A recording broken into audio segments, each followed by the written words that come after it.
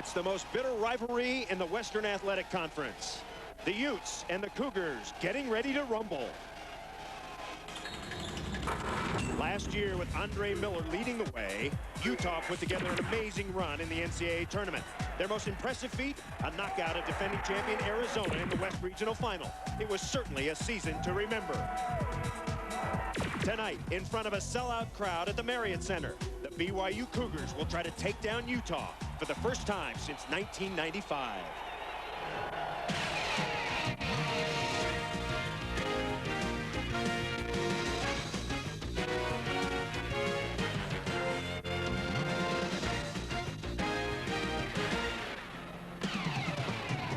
Going to be loud. We're expecting nearly 23,000 for tonight's WAC showdown between the 24th ranked Utah Utes and the BYU Cougars. Hi again, everybody, and welcome along with Jimmy Dykes. I'm Chris Marlowe. Utah has won 12 in a row, 14 of 15. This is a team that's playing as well as any other team in the country right now. Well, and they're led by the best point guard in college basketball, and Andre Miller. Talking about the Utah Utes, this is the guy that triggers things, Chris, on both ends of the floor. His defense, his hustle, his work ethic alone will be enough to get him to the NBA next year. He's a terrific low-post player for a guard. He understands how to score with his back to the basket, but his ability to knock down that shot right there this year, that 6, 8, 10-foot jump shot, is what makes him, in my opinion, the best point guard in all of college basketball. BYU is a program back on the way to the top, if you can say that. The Cougs are much improved from last year. If they're going to win tonight, it has to be a low-scoring affair. Well, they're going to try to control the tempo by using a matchup zone defense. Now, we got to look at it today in practice. The spotlighted kid up top is playing the part of the Utah baseline offensive runner. In a matchup zone, you've got to make sure you match up with perimeter players, bump people down, always have pressure on the point of the ball. The second part of a matchup zone, once the ball goes inside, you got to converge. The spotlighted people converge, force it back out, and then match up again. Now, if they can run this matchup zone effectively tonight, they got a good chance of pulling off an upset. But it's not easy to try out a defense for the first time against Utah. They're great. BYU trying to beat Utah for the first time since 1995. The starters and the Timber next. Enter HGTV's Dream Home Giveaway to win our home at Florida's Rosemary Beach along with a 1999 Cadillac Escalade. It's brought to you by Sears and Cadillac and these national sponsors. To enter, visit any Sears store, enter online at hgtv.com, or send a handwritten postcard with your name, address, and phone number to the address shown, or enter at any participating local retailer for a chance to be a local winner of Lane Furniture. Enter drawing at Right Lumber in Millworks, Highway 55 and 25 Buffalo, or Home Images, Highway 25 Buffalo. Buffalo Chrysler Jeep Eagle is the home of the satisfied customer. At Buffalo Chrysler, we offer a variety of service options for your vehicle, with factory-trained technicians providing professional, courteous service. We carry quality factory-approved parts and perform services from an oil change to major engine repairs. Our service department is ready and able to service your vehicle, and we're open when you need us, 6 a.m. to 10:30 p.m. Monday through Thursday, 6 to 6 on Friday, and 8 to 12 on Saturday. Come to Buffalo Chrysler Jeep Eagle on Highway 55 in Buffalo. Hey, what's in the jars? Remove your shoes. Oh! Come on! Fight! Fight! Nice! No! Hey, how long does this last? That's the problem. How about these? Those will work.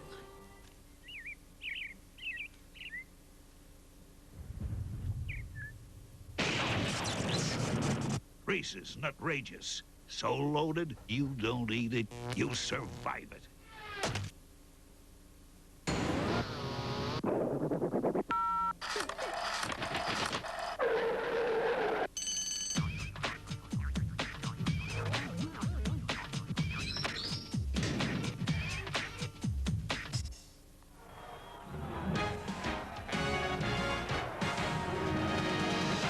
ESPN2's exclusive presentation of NCAA basketball is brought to you by Quality Care Service at your Ford and Lincoln Mercury dealers. We're back. Let's take a look at these starting lineups. First for Utah, Alex Jensen playing superbly. He's had a triple-double and 2 double-doubles in his last 3 games. Meanwhile, the key man for BYU is Michael Brains. He was schooled by Andre Miller last time, who had 24 points. He is pumped up for this one. Our officials, Stan Reynolds, Tom Harrington, and Randy McCall. BYU in white and Utah in red. Here we go. Rivers jumping against Medela.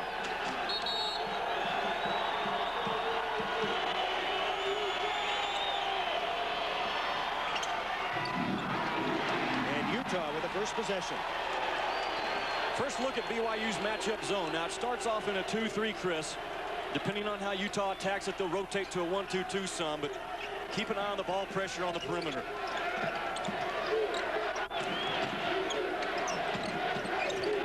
Andre Miller, number 24 in red. He's at the point. Medela is number 13, a deadly outside shooter. And Utah turns it over. That's a good start. If you're a BYU fan, I mean, you get a turnover against a team that really values the basketball in the first possession. With the ball, number 13, Michael Vrains. As you look at Rick Majerus. Majerus, one of the great coaches in the country. Utah on their patented man-to-man defense. Now they can put a clinic on. We saw one Monday night when they beat New Mexico at the pit. I mean, they guard you as well as anybody in college basketball. Just mark it down. They do it right. Shot clock at 10. Trying to run the pick and roll. Wesley is open. And Medela's first rebound.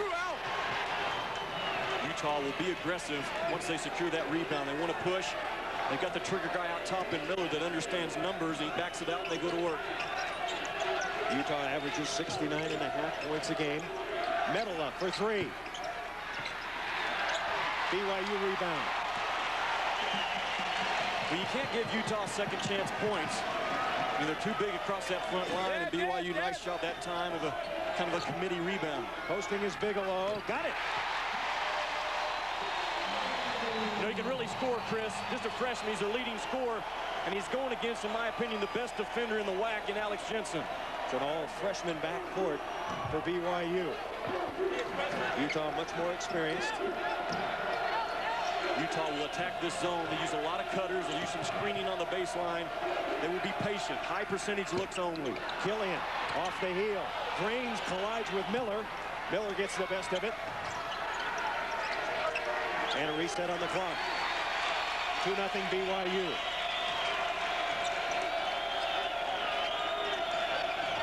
So far, terrific BYU defense. Yeah, they're matched up well. Every time the ball is caught on the perimeter, there's a white jersey waiting for them. Medela was fouled. They'll call it on Nate Cooper. Sophomore from Provo gets his first. There is Steve Cleveland in his second year before taking over as BYU's head man, a highly successful junior college coach at Fresno City College out in California. And now the man at the line, Hanno Metala, a 6'10", 240-pound junior from Helsinki, Finland. 86% at the line. He is the WAC's leading free thrower, and he misses. You know, interesting, Steve Cleveland told me today, he said, Jimmy, if we play our best and Utah plays their best, they're going to beat us. So they got to have some help tonight. Utah needs to have a little bit of an off-shooting night, and BYU needs to have some things go their way if they're going to pull off an upset. 2-1 early as Michael Vrains handling against Andre Miller. Utah man-to-man defense. Utah getting the ball. They're having the ball inside on this. Wesley scores. Great recognition of Cooper down low. He felt the defensive pressure come at him, so he just simply dumped it off inside. There he is. Miller going to the rack and answering. You better not celebrate against these guys, huh? Because he's going to come at you with all things blazing. First foul on McKelly Wesley. I mean, he is really a load. There's no weaknesses in this guy's game. You talk about, is he a terrific perimeter shooter? I tell you what, he's good when he has to be. But you saw what he does best right there, Chris, taking the ball from one end to the other, and his ability to finish because of his size and his strength. Miller, just a 68% free throw shooter. He misses, and the score is 4-3. The Cougars on top by one early. BYU trying to run a little 4-out, 1-in motion game. Trying to isolate Rivers on the inside. Here's Bigelow. Choked off at the base. Open is Cooper. Wesley had it. Miller got it. A defensive rebound for Andre Miller.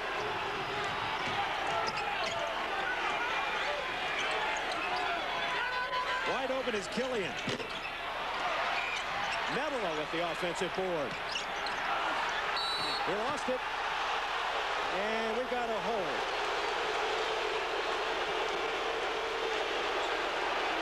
See if they call it on Chris Bigelow. Yeah, it's Mark Bigelow. Well, not a popular call by Stanley Reynolds, but a proper call. You see Medela as he starts to the basket. When he goes up, a lot of hands coming in on top of his arms. I mean, this guy, in my opinion, Medela, is a future rising star. I mean, if he gets an attitude every day to play like a star, that's what he's going to be. The Wax leading free throw is missed 2 out of 3. Here comes Tony Harvey, a 6'5" junior out of Carson, off the bench. Harvey's kind of the X factor on this team right now because of his offensive ability. He's improving every day as a defender. His offense is in place. And Andre Miller, interestingly, goes to the bench for a quick rest. Brains against Harvey. Missed it. Killian rebound. Brains trying to take Harvey off the dribble, and what he doesn't understand is Harvey is very, very good defensively. Miller sat down. He thought he could take Harvey, but Harvey's making a commitment to the defensive end for Rick Majerus these days. Skip pass to Killian. Harvey's open. His first shot off the front iron. BYU blocking out well. Match up, Tony. Rivers. Pretty good pass to Brains, and he is fouled. Lester Rivers, he's a load in the post, despite being between 6'5" and 6'7". Yeah, exactly. In Utah, they're going to guard him behind tonight, talking about Rivers, so he will have opportunities to catch the basketball. See how the post player's playing behind to start with. Now, when that happens, that's going to allow some perimeter guys to cut because he has a free passing lane. So they're going to front Rivers. They're going to play behind Rivers right there, and then front Wesley, the other post player. Rick Majerus tries to take away your strengths as much as he can. So far, the free throw shooting for both teams bad. You talk about a guy that has his team prepared on an A level every time out. Rick Majerus does it. I mean, we witnessed a clinic yesterday afternoon at practice. Brains gets his first point. He'll sit down. He's replaced by Brian Dignan, a defensive specialist, a senior from San Luis Obispo. 5-4 BYU. Steve Cleveland told me 2 days ago on the phone, this game has to be in the 60s. If Utah scores 80 or more, we're dead. Well, because BYU doesn't have enough offense. I like the adjustment defensively out of the Cougars to start this ball game. Now, there's an open look for the first time. They make you pay. Killian hits for 3, and Utah back on top. You've got to have a guy matched up on every perimeter player if you're going to run a matchup zone. If not, you're going to give up open looks. No bucket. Holding foul. That's one thing that BYU loves to do is post their big guard, Bigelow, down on the box. One of the strategies of that man, Steve Cleveland. Timeout on the floor. 15:33 to go. It's early. Utah leading BYU by a couple. Ford and Lincoln Mercury dealers have factory-trained technicians. The parts made for your vehicle. And everyday low prices on the services you need most. Now get brake service for $95 or less installed. And a Motorcraft Tested Tough Series battery for $59.95. The right people, the right parts, and always the right prices. Quality care service at participating Ford and Lincoln Mercury dealers. At your service, quality care. I hope I see you there. This is a message for Tim Clark, Guard member since '86. You give your child the moon and the stars. This year, give him the world. Walt Disney World, as only a card member can. A white glove vacation with great extras like storytelling and 250 Disney dollars, only with the American Express card. And if all this makes his dreams come true, isn't that what it's all about? White glove treatment at Walt Disney World Resort. Yet another reason to do more with the American Express card. EA Sports presents Cybertwan. The boys are back in town. The boys are back in town. They're back. They're back. They're back. The NBA on NBA Live 99.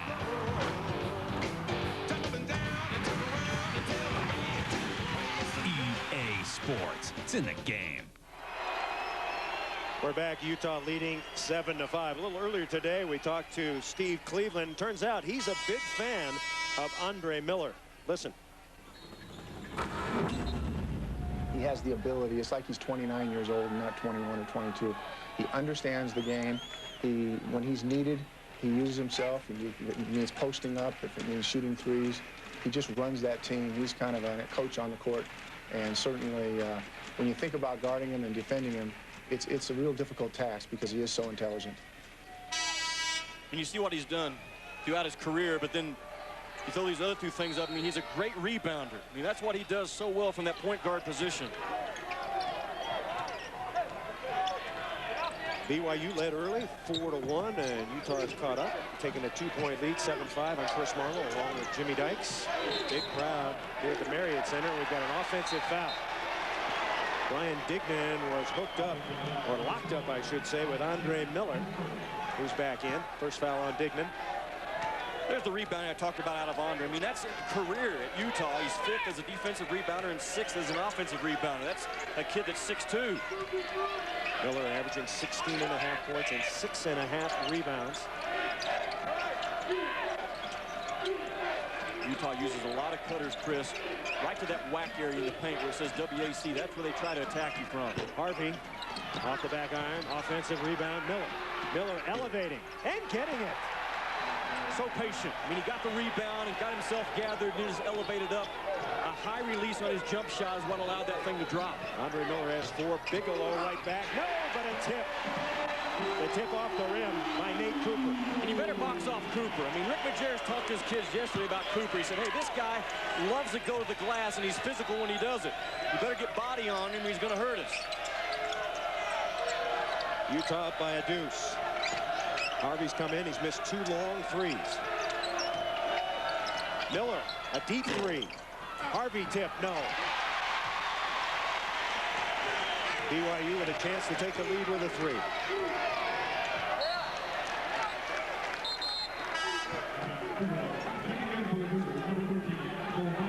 Watch from the right side. Bigelow breaks off a little screen and gets himself set to go. And at 6'6", I mean, he's pretty versatile. But then there's Cooper coming over the back. So you got Bigelow, who takes you inside from that guard spot and gets the shot up. That gets the defense out of alignment, allows Cooper to come in and tip it on top of you. Cooper gets a break. Mark Michaelis, a 6'10 sophomore from Salt Lake, is in as Bigelow working the baseline. He's got 4. You know, he's only shooting about 33% from the field in whack play. Now he's a slender-built young man. Steve Cleveland feels like maybe fatigue becoming a factor for him because of it. Utah 30-4 a year ago, lost to Kentucky in the NCAA final after a tremendous tournament. Well, good communication right now to BYU on the perimeter. I mean, they're bumping people down. They never have 2 guys guarding 1. Harvey, Althoff had it. Wesley goes and gets it. Miller, Althoff over the top. Andre Miller makes the play, though. He's the one that gets the strip and the ball up on the rim for Althoff to come in and clean it up. First basket for Big Nate, the sophomore from Delano, Minnesota. Right shoulder in the front. Too long. Jensen with a rebound. Jensen, a fine all-around player. He can do just about everything. Medela had it blocked, and it's going to be traveling. Talk about Andre Miller, Chris, his ability to become an offensive rebounder, and watch him sneak in here. I mean, he comes along that baseline, gets his hands involved in the play, boom, right here. Just a lot of strength out of Miller. Then he elevates up quickly. That's what allows Althoff to come in and clean the thing up. I mean, awfully tough. Look at the numbers he put up against the Cougars in the first outing. He beats you in a lot of ways. Shuffle, shuffle, shuffle. Utah still leading by 2. 12:50 to play first half. Michaelis got it. Mark Michaelis, good outside shooter. Well, if you're going to back off those BYU interior people and give them a 10, 12-foot shot, important for Steve Cleveland's club that they knock him down just like Michaelis did.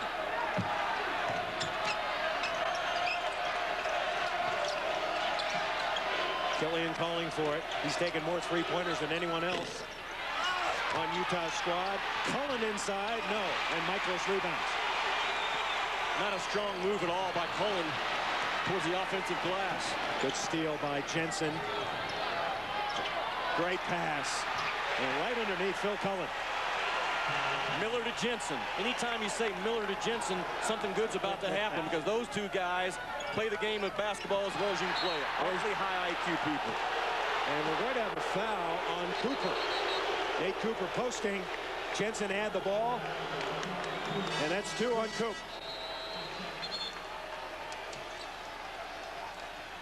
Just under 12 minutes to play.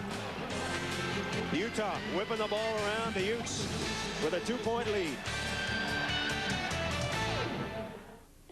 Lincoln Mercury and Ford dealers have factory-trained technicians, genuine Ford parts, and now everyday low prices on the services you need most. Motorcraft shocks for cars are now just $69 or less per pair installed. On Ford light-duty trucks, just $99 or less per pair installed. The right people, the right parts, and always the right prices. Quality care service at participating Ford and Lincoln Mercury dealers. At your service, quality care. I hope I see you there.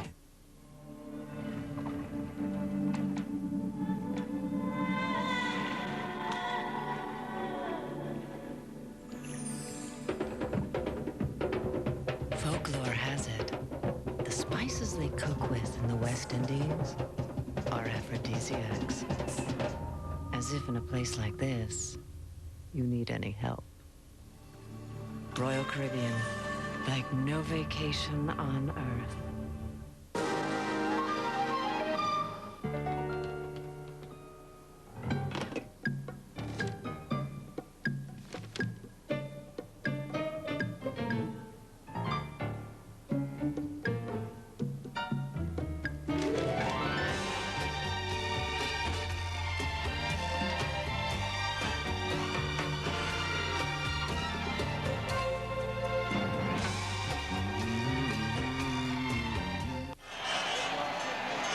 Number 24, Utah, leading BYU 13-11 with 12 minutes to go here in the first half. A reminder that Big Monday, presented by Bud Light, is coming your way. Miami kicks it off. Miami playing well against number 16, Syracuse. That will be at 7:30 Eastern. Then we head to the Big 12, Missouri, going up against Iowa State. And then finally in the WAC, number 18, New Mexico. Dave Bliss's squad goes out to San Diego, California to meet Fred Trinkle's Aztecs. That will be at midnight Eastern. For more, log on to ESPN.com, part of the Go Network, go.com. Chris, watch Tony Harvey here at the bottom of your screen on the right side, him boxing off right there. I mean, he's not concerned about getting the rebound. He's face guarding his man, making sure that the person he's assigned to doesn't. Now, that's understanding your role, understanding what the coach wants you to do. Don't let your guy get it. Forget about anyone else. Beautiful job by Harvey. I mean, Rick Majerus is really pleased with how he's developed as a player. BYU trailing early, 4-1. Utah trying to pull away, but not doing it yet. Well, the pace of the game now, we talked about it already. Steve Cleveland has to feel comfortable with it. Shot clock running down. Cullen with a fadeaway, and he gets it. That is Phil Cullen, a freshman from Washington. If you're recruited by Rick Majerus, it doesn't matter if you're 5'9" or 6'9", you have the ability to shoot the basketball, and that's what Cullen brings to the floor. 4 points for Cullen, and a 4-point lead for Utah. They'll give Rivers that outside shot all night long. Well, BYU now in a little bit of a flex offense and some baseline screens and down screens. That's intentional foul maybe. Grabbed his jersey. Well, he count the bucket. I think you're right. That should have been intentional. Grab the jersey. Let's see what they do here. If you're going to grab him, you better grab him before he gets to the bucket. Well, you don't let the ball get up on the rim, but, I mean, why does the ball go in, though? Let's talk about why the ball goes in. Look, first of all, Miller gets out in the passing lane, and then great speed. I mean, he just turns it on, and look at his strength. You grab that right arm, and it doesn't matter. Still goes up. Watch Miller right here just get through a screen. I mean, he's the kind of kid that understands you may screen it out, but I'm not going to get screened. Then eventually he comes up top and runs through it and heads the other way. Andre Miller, the most valuable player of the West region last year, thought about going pro. His mother wanted him to go pro. Andre said, I want to work on my jump shot for another year. Ma, I got to stay. And he has. And he is the key man, certainly. Chrissy's going to have a long-term career in that NBA. And I went last night with Rick Majerus to watch the Bulls and the Jazz, and Rick made the comment to me, Miller can play in this league because he can play a physical style game. Reset on the clock. Bigelow coming off a screen, and he's held. They call the foul on Mark Michaelis. That's number 1 on Michaelis. BYU now with 16 fouls.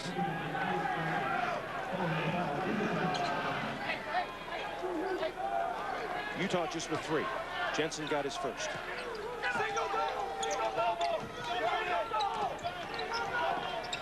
Todd Christensen into the game, number 4. He is the best shooter in BYU's program, so they're going to play him very, very tight.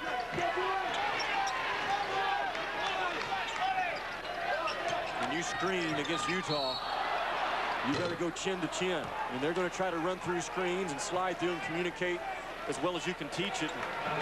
Every afternoon, that guy's on them about it. Call the foul on Nate Althoff, his first. And once again, the ball out of bounds to BYU. So the Cougars trailing by 7. And they throw it away. Killian with Harvey. Harvey missed it. Miller. Harvey got it. Hustle points out of Utah. I mean, that ball was up on the rim for anybody to gather, and Miller and Harvey just whipped them all. First bucket for Harvey. And now Utah has its biggest lead at 9. And that's a real disappointing play, I think, in Steve Cleveland's eyes. I mean, to get out hustled is not acceptable in his program, I know.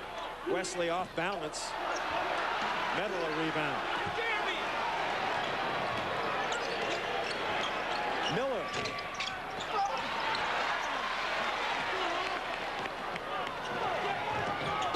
Grains is held. So Grains trying to create a bit. The Cougar offense has gone silent in the last 3 minutes as Tony Harvey picks up his first foul. And we've got a 20-second timeout.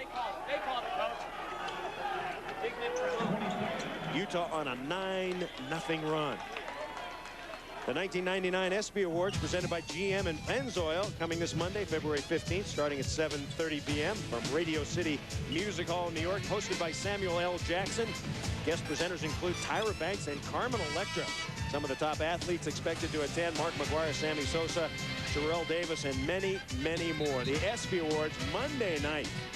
Don't miss it. For more, log on to ESPN.com, part of the Go Network, go.com. Here's the hustle play I talked about. Watch Killian on the steal. He makes a great pass to Harvey, who just misses the layup. But boom, watch Miller gets 1 rebound. Then Harvey comes in and takes it away from Miller and gets another rebound. You had 3 red jerseys battling 2 white ones that time, and that's not what you want if you're Steve Cleveland, especially in your home court. Utah with 7 offensive rebounds. BYU with 1 so far. I mean, they're a tall team.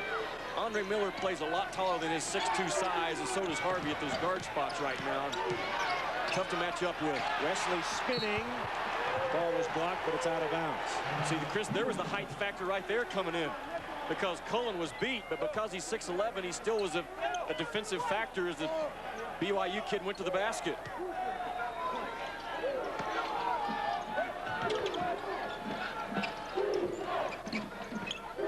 BYU looking for some offense. Cougars average 70 points a game. They allow 72. Got a couple of good outside shooters, particularly Christensen. Rivers. Well, look at that. He is billing it in there. Yeah. And they steal it. 5th turnover. Boy, great help from that weak side of Utah. They double up big on big and just take away the left turn of Rivers, which is his favorite move. So Brian Dignan. And we've got a whistle and a foul underneath. Foul's on Phil Cullen. Cullen's a youngster. Great shooting touch. Great height and size for Rick Majerus, but coach wants him to be tougher, play tougher, get lower. Yeah, he told me last night, he said, you think it's a concern when my backup 5 guy, talking about Cullen, weighs less than my 2 starting guards. Killian and Andre Miller are both over 200 pounds. Cullen about 193. Althoff goes to the bench. Medal back in for Utah. 20-11. Utah with the lead. 8:44 to play, first half. Bigelow had a step, he's bumped, and a foul. One thing we'll see a lot tonight, when the BYU players come off screens, they're going to be bumped, especially when they curl. Well, the big guys are going to extend for the most part Utah inside when there's a screen taking place. There you see the curl by Bigelow and then the kind of scramble for the ball. And watch Bigelow. Now, this is called a curl. When he comes and turns left right, that's a hard left-hand turn off of the screen.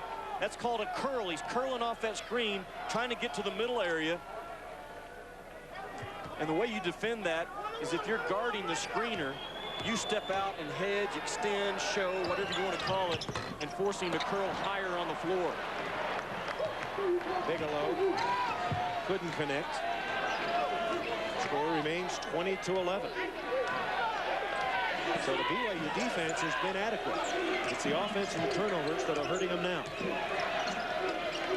They stay in the matchup zone. Metal is stripped.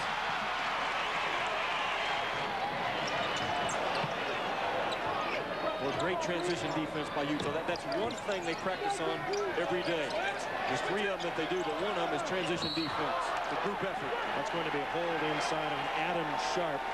His first. That's the 8th team foul on Utah, so we're shooting 1 plus the bonus. And Chris, Steve told us today that he's going to try to isolate his guards on the inside, try to take advantage of Sharp and Killian and Harvey, not Miller. He said Miller understands how to play post defense better than their post guys, but the other guards, I'll try to get my guards down low, try to get them in foul trouble, and try to get to Utah's bench. He feels like that's one area that Utah maybe is not great when they have to go down their 8th or 9th man. Dignan makes the front end. Cougars 2 for 4 early free throwing. Cougars are a good free throw shooting team at 71.5%. So Dignan makes 2. BYU cuts the lead to 7.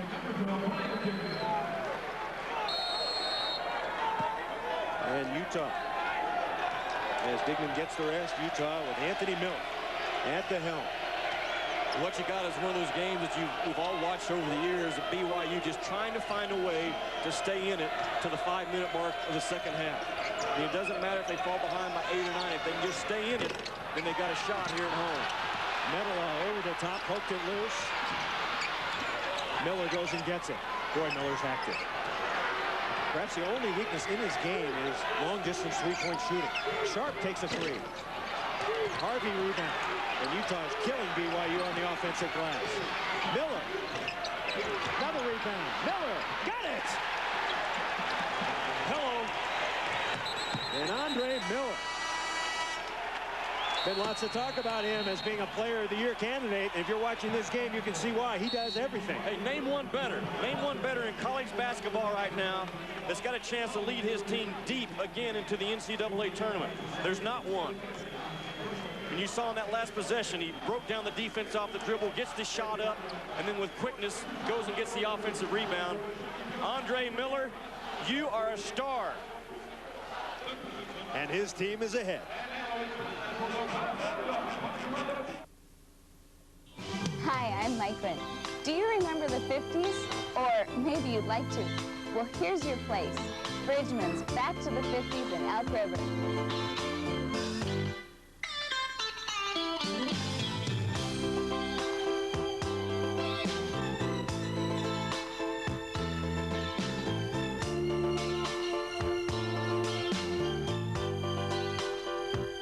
Bridgman's Back to the 50s, Highway 10 in Elk River. You'll spend thousands of dollars to get here. This is where landmark decisions set the precedents for other cases.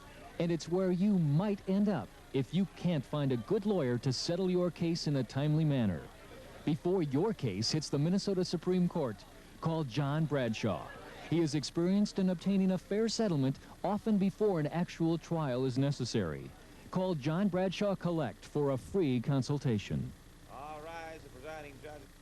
9 ESPY Awards with host Samuel L. Jackson. Performances by Big Bad Voodoo Daddy, Ray Romano, and Fastball. It's the greatest night in sports. The 1999 ESPY Awards, live February 15th at 7:30 on ESPN. Presenting a space-age innovation in televised college basketball. It's called ESPN Full Court. It gives you tons of great college hoops action you couldn't get otherwise. Late season pricing now available. Call DirecTV or Prime Star for ESPN Full Court.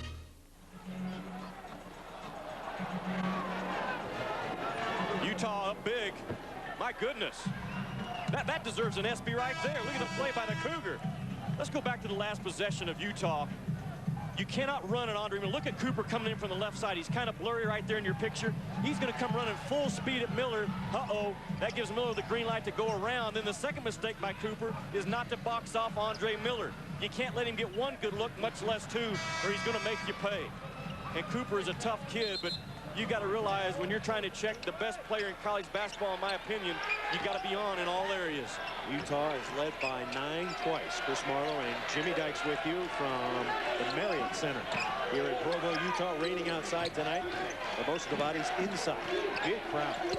Utah not afraid to throw that skip pass over the top of the defense. I mean, what you accomplish by doing that, make that defense move quickly, try to get him out of alignment.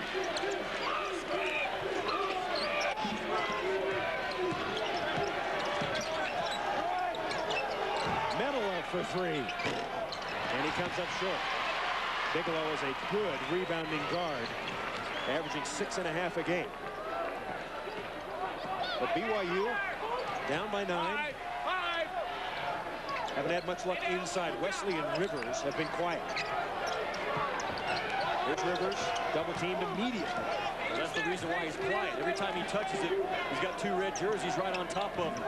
That's that little monster terminology that Rick Majerus likes to use as far as doubling the ball down low. Shot clock once again running down. Christensen in trouble, throws up a tough shot. Killian rebound. What a rebound by Killian. Yeah, the guy's 6'1". Loves to lift weights, and it pays off on the boards for him. Good job, Jamie. The Cougars trying to get organized here. 5:50 to play here in the first half. It's not easy. We talked about it before the game. Utah's scout team, they run BYU stuff right now about as well as BYU does. I mean, it's great preparation every time out for these guys in red. They'll call the foul on number 52, Nate Althoff. And that will send Cooper to the line. That's 2 on Tony. An offensive rebound. Yeah. Look at that. That's what you cannot do with Utah. I mean, they're a good first shot club to begin with, but then you give them 2 or 3 shots at it. Fall behind 22-13 is what happens to you. Here comes Adam Sharp, and he'll replace Tony Harvey. So Nate Cooper, team's second best free throw shooter at 79%. Coach calls him the heart and soul of our team. He's got 3 so far. If you look closely, you can see he's got a broken small finger on his right hand. And yet he continues to play. Broke it in the New Mexico game. Got to hamper his shooting just a little bit. Well, he's the heart and soul as far as Steve Cleveland's concerned because of his toughness, his aggressiveness. And we've seen him go to the offensive boards tonight. Another high IQ guy. Killian wide open, and he's going to make some of those. Can't leave him wide open, Chris. 5 out of 8 shots out of that kid every game are from the 3-point line. He's a spot-up 3-point shooter. You've got to know where he is. Killian's got 6. And Utah has its biggest lead now of 11. The defense of Utah is suffocating. How about the hands of Andre Miller that time? Just got enough of a piece of it for the deflection. BYU's last field goal at the 12:40 mark. Gone nearly 8 minutes without a bucket. Sharp calling for it. Killian again. Yeah, see, that's awfully close to going in again. You got to know personnel, and Killian's a 3-point shooter, fellas. 25-14 Utah, the team in red with the lead. Post-up game of the Cougars has gone away. Cannot get the ball inside.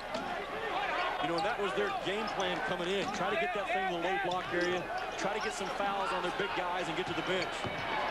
But one of the first times they don't team the low block player, and he scores. So Lester Rivers. Well, if the double team did come, it didn't come in a lock-up style. You cannot leave Rivers any type of a crease at all, or he's going to step through and get to the front of the rim area and finish on you. Rivers averages about 10 points a game. He's a junior from Mesa, Arizona.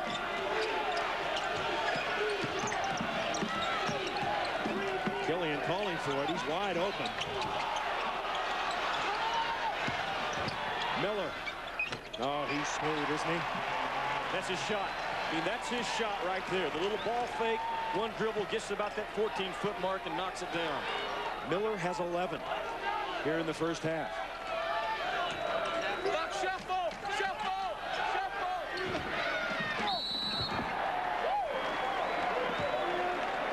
The guards again of BYU trying to do some damage by posting up.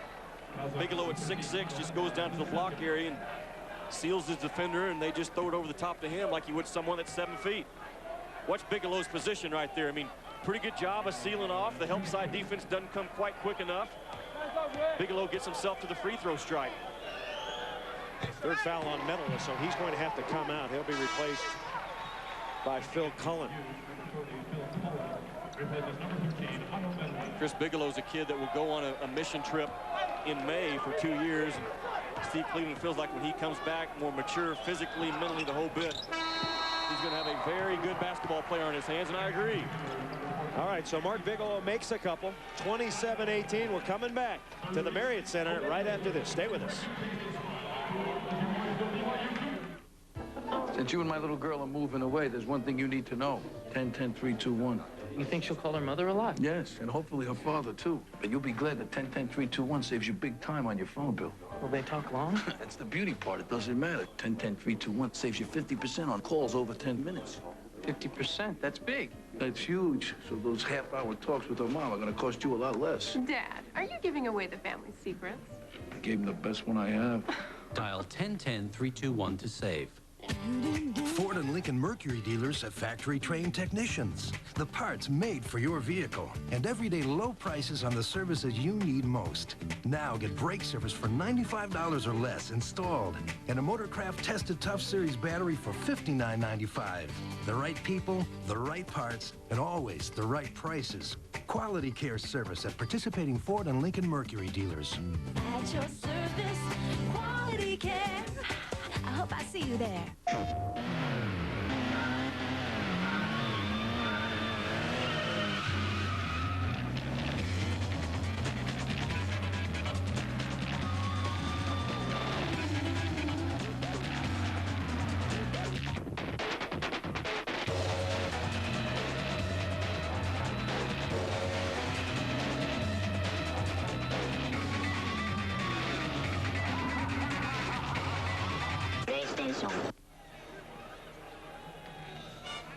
Let's take a look at what Utah's doing defensively to Bigelow.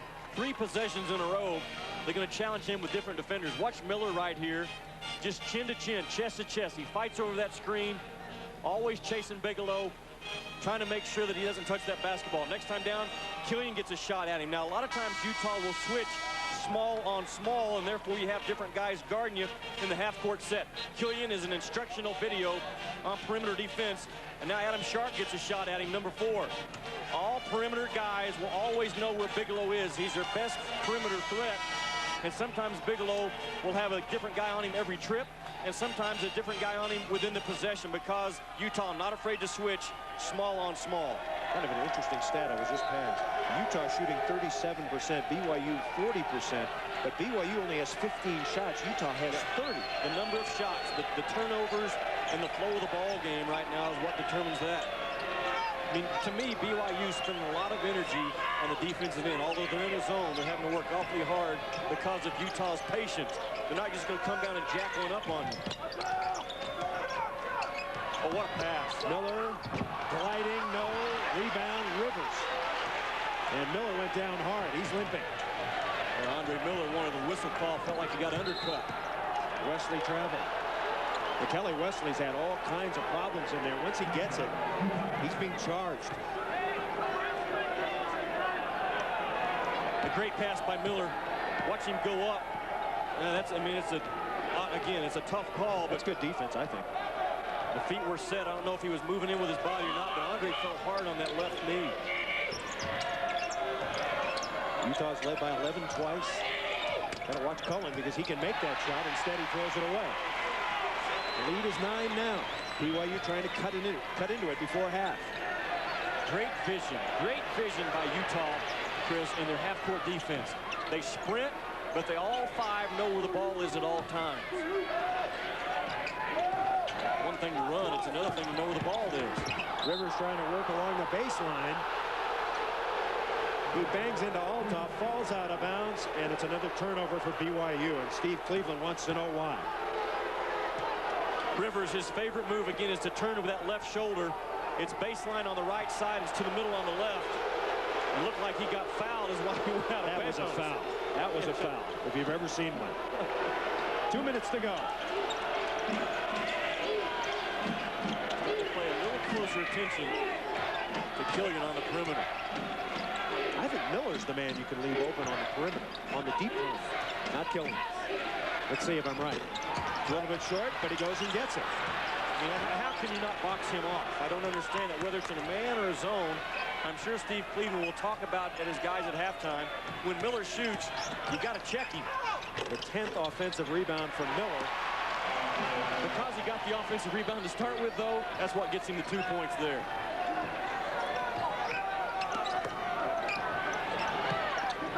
Double again on Rivers, forces him to become a dribbler and a passer, and that is not his strength. Cooper with a smaller man on him. And he'll shoot two. Blocking foul inside. Coming up at halftime, we'll join ESPN News. Pam Ward and Bill Seward standing by. Talk about #1 UConn against #4 Stanford. That was an interesting game today. Some top 25 upsets. And what's happening in the NBA? A great win for the Big East today. UConn on the road. I tell you the league I think people need to start paying more attention to, though, is the SEC. That's the most athletic league in the country. And Kentucky got beat today at Alabama, but they're still very good. And Auburn now sitting there at 22-1 or whatever. Someone needs to start talking about those guys possibly being a #1 seed. Yeah, I liked Alabama today. Yeah. My good friend Mark Gottfried getting a big win. Yeah, big win. Auburn, now I'm telling you, they are legit.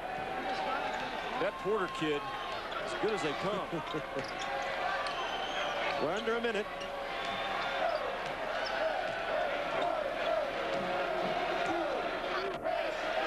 The speed, the flow, the pace of the game, though, BYU is happy with that. Now they're going to be down, 9, 10, 11 points, somewhere in that range, but they're still in the ball game. Utah can deliver a knockout punch on you. What a pass. What a pass. Sharp got it inside to Althoff. Althoff's got 4, 31-20. 30 seconds to go. Althoff is just good enough to win with. I mean, defensively, he's fine on the offensive end. He just scores when he's supposed to, and that was a good example of it. Shot clock about a half-second ahead of the game clock, and Wesley drops the ball out of bounds. And Rick Majerus wants a 20-second timeout. So Rick Majerus, who began his career at Marquette in 1983, 2 years at Ball State before taking over at Utah in 1989, his team leading by 11. Don't forget, the ESPYs coming Monday night, 7:30 p.m. Radio City Music Hall. The host, Samuel L. Jackson. Billie Jean King going to receive the Arthur Ashe ESPY for courage for her lifelong struggle for equity in women's tennis. A portion of the proceeds go to the V Foundation, established by the late Jimmy Valvano to raise funds for cancer research. All the great stars will be there. And once again, guest presenters include Tyra Banks and Carmen Electra. For more, log on to ESPN.com, part of the GoNetwork.com. They also tell me Dennis France, Rosie O'Donnell, and Jimmy Smits, the tennis stars that you like, will be there too, Jimmy. The Voodoo Daddies. They'll be there. The Voodoo Daddies. Oh, yeah. And Utah's going to come with their best scoring play against this zone. A little chess match you could play is come out of this timeout and go to a different defensive look if you're BYU, knowing that Utah's coming down expecting the zone. They do it. Look at this. They go to a man defense. Killian, an open three. Miller, offensive rebound, no. And that is the end of the first half. Andre Miller, 6 offensive rebounds. Out of 8, 13 points. Utah going into the locker room with a 31-20 halftime lead. ESPN News is on the other side of this break right after this. Mikey, listen to me. This is your broker talking, okay? Hey, Alex, I'll be with you a minute, okay? Sorry. You and me on a golf course tomorrow. What, you didn't three-putt that hole? Where are you on your broker's speed dial? Look out for #1 with E-Trade, the #1 rated place to invest online. Get free real-time quotes, 10 times more research, all from $14.95. Someday, we'll all invest this way. E-Trade. Check it out for free at etrade.com.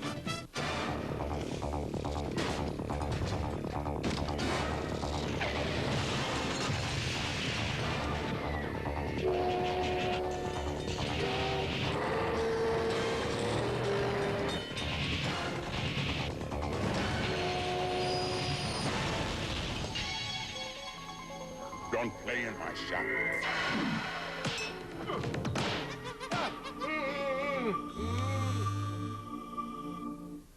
My job is to compare products. And it's not often that I'm surprised. So when Head & Shoulders went up against the leading prescription brand, I expected the prescription to be better, but it isn't. A study proves Head & Shoulders is effective against dandruff. I found out there's a microscopic fungus associated with dandruff, and Head & Shoulders helps kill it. Helps stop flakes before they even start.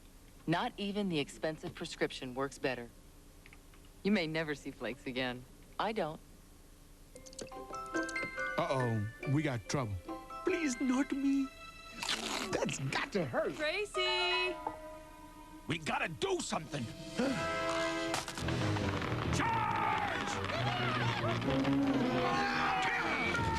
She's back! Let's go! Run, monkey, run! I'm not going to make it.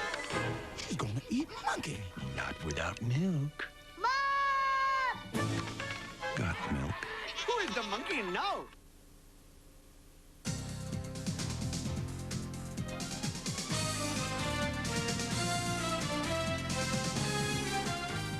From the worldwide leader in sports, this is ESPN News. Hi there, and welcome to all of you watching Utah and BYU play basketball on ESPN2. We'll get you back in plenty of time for the second half.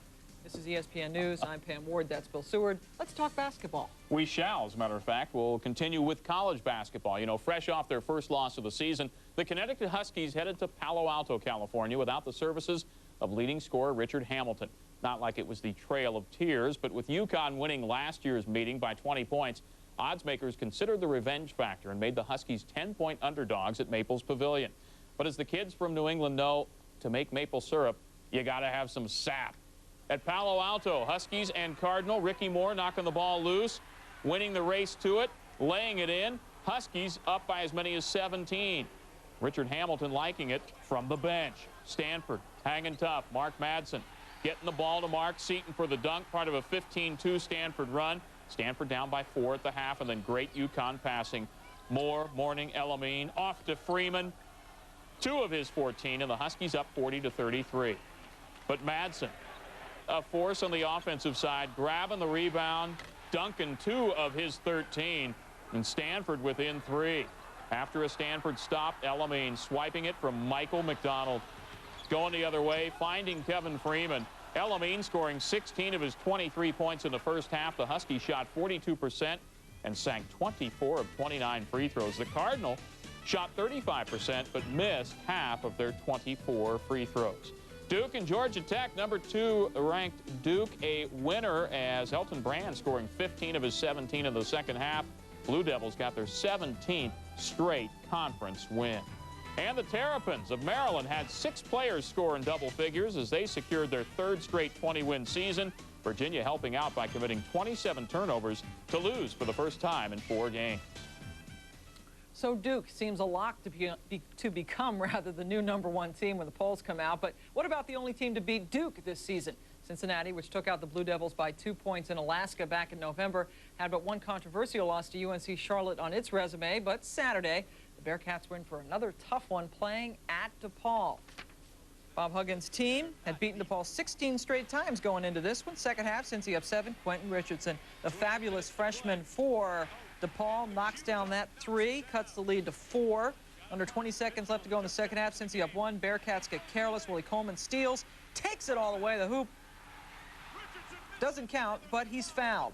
We make 1 of 2 free throws to tie the game at 49. Huggins beginning to sweat a little bit. In the overtime, here comes DePaul. Quentin Richardson off balance in the lane. Let's clear it out. Let's give it to Q and watch him score. The hoop and the foul. The Blue Demons up by 6. But since he comes back, down 1, Ryan Fletcher, top of the arc, nails the 3. Bearcats up 2. Fletcher at 15. Next trip down for DePaul, Willie Coleman. Drives baseline. He misses, but here's Richardson to tip it in. And the crowd is sensing an upset in Chicago. We're tied at 65 seconds left. Bearcats turn to Melvin Levitt, but Coleman picks him. In desperation, he throws up a shot, and a foul is called on Levitt. Can't believe it. So a 55% free throw shooter, Coleman, goes to the line. He misses the first one. If he makes the next one, it's over. If he misses, we go to double overtime. And Coleman rattles it in to end the game. DePaul wins it. The Blue Demons pulling off the upset in front of the largest home crowd in nearly 7 years. Richardson scored 10 of DePaul's 12 overtime points. He finished with 25. Melvin Levitt, averaging over 15 points a game, had only 11 on 4 of 11 shooting.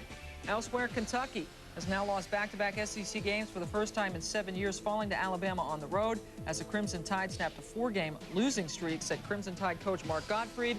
Don't ask me how we did it. Terrence Martin led Bama with 20 points. Andre Miller has 13 points already. Utah leading BYU at the half. We'll be back with more right here on ESPN News.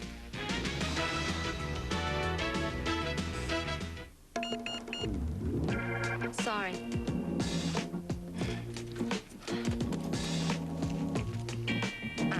Not enough. No, still short.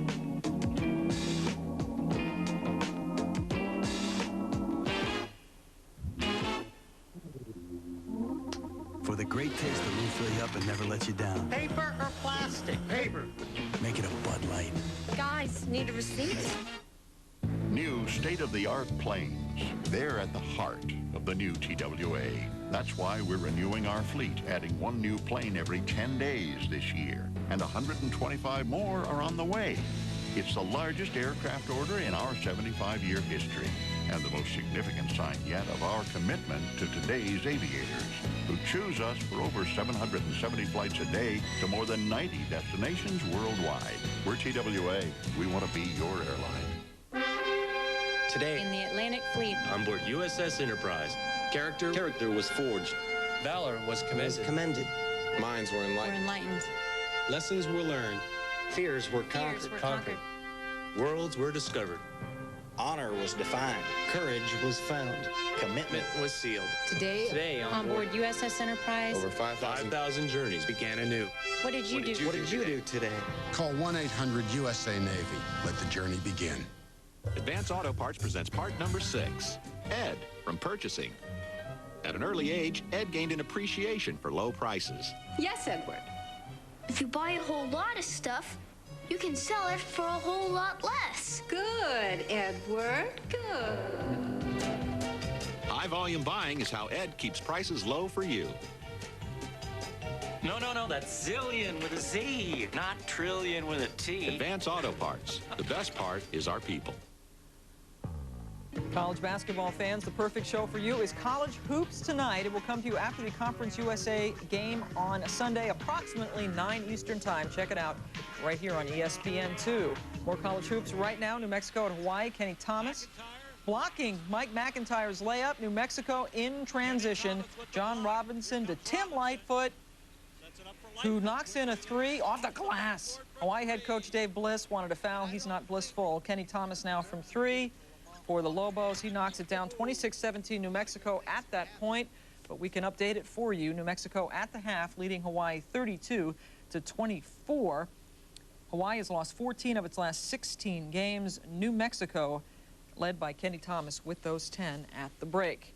Elsewhere, earlier today, Arizona over Washington State barely 81-79. Washington State has not beaten Arizona since January of 1986. That's 28 straight losses. Bill.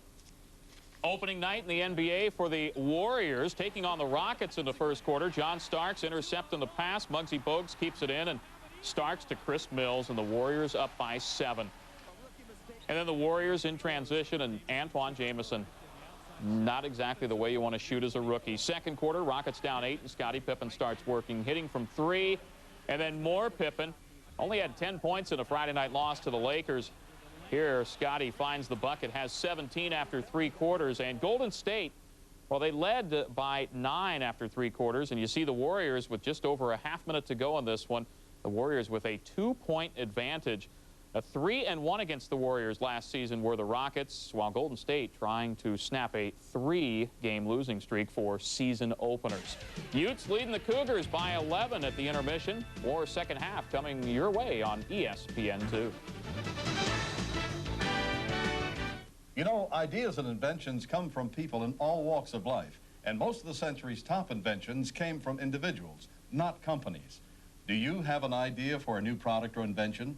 Are you interested in trying to submit your idea to companies for a good faith review and in trying to patent it as well? If so, Invention Submission Corporation has information to help you get started. ISC is America's largest inventor service firm with over 50 offices nationwide. Call this toll-free number now to see how to get this free information. The information includes forms to assure confidentiality, a form to record and date your idea, plus an informative brochure that explains how to submit your idea to companies through ISC's data bank and how to apply for a patent.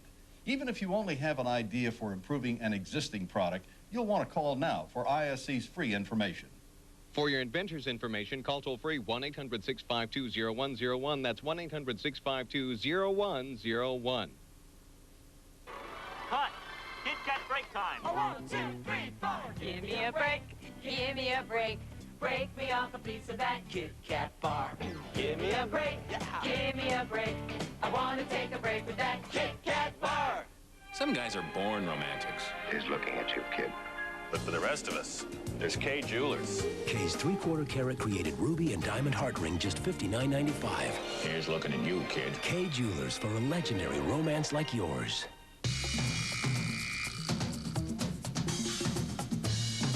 There's no way to dispute it. The writing's on the wall. 1-800-COLLECT. The way to call collect. It's my job to keep the plexiglass clean. In fact, I want it so clean you don't even know it's there. 10 minutes, he's back. He'll be fine. He'll walk it off. Fly away. Back at the Marriott Center, Utah leading BYU at the half, 31-20. Welcome back, everybody. Chris Marlowe and Jimmy Dykes. Early on, the score was tied at 11. Utah going on a 9-0 run. Another defensive clinic for Rick Majerus and company. Think about it. BYU was held to 15 shot attempts in the first half. Even if you make all of them, that's only 30 points. That's the job that Utah is doing defensively right now. Let's look at some of the other highlights here in the first half. Andre Miller is so valuable. He demands so much attention. Even when he doesn't have the ball in his hands, he causes bad things to happen. Watch his range right here, number 13. Instead of going ahead and getting inside of Althoff, he's going to cheat out to the perimeter, concerned about Miller. Boom, leaves Althoff wide open underneath. That's what Andre Miller does to you. He hurts you in so many ways. He commands so much attention and respect on the offensive end. Watch his strength. One power dribble, gets himself to the lane, then he elevates. And again, he has a very high release. At 6'2", he can shoot over 4 defenders, even when they converge on him. He's the guy. Rogaine Extra Strength works for 4 out of 5 men. What do you mean works? Regrows hair, or at least stops hair loss. With my luck, I'll be that 5th guy. Probably not. But here's our guarantee. Give Rogaine Extra Strength an honest chance. You be the judge. It stops hair loss, or regrows hair, more hair, thicker hair, faster, or we give your money back. Guaranteed. Rogaine Extra Strength works for you, or your money back. I can't lose.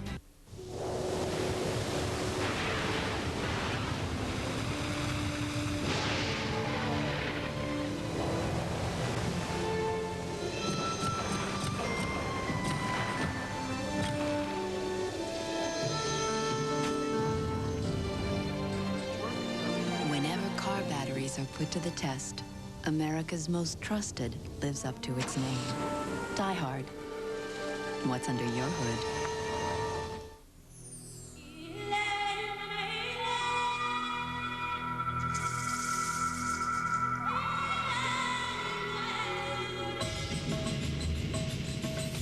A thought for those of you married to your job. Every once in a while, have a fling with your wife. Royal Caribbean, like no vacation on Earth.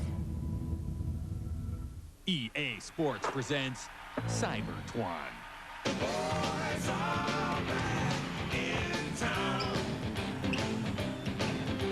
The boys are back in town. They're back, they're back, they're back. The NBA on NBA Live 99.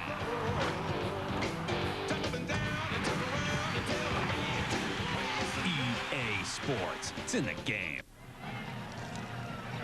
31-20 Utah. Chris Marlowe, Jimmy Dykes. Statistically, the first half dominated by Utah. Utah taking 36 shots, making 13. BYU just 6 of 15. Free throwing not really a factor. 3-point field goals. Both teams were terrible, but the second chance, the offensive rebounds, Jimmy. Utah only 2 out of 15 from the three-point line, and both of those came from Killian. So they're doing their damage, Utah, in the paint area. Offensive rebounds, getting the ball inside. That inside attack is so tough to stop when you're facing the Utes. Well, Utah coming back out in man-to-man defense. Wesley's shot is over the basket, and it's poked out of bounds by BYU. Well, Steve Cleveland is facing a club tonight. They are so well schooled on staying between you and the basket. When you get a shot off, you're still going to have a hand in your face challenged about every time.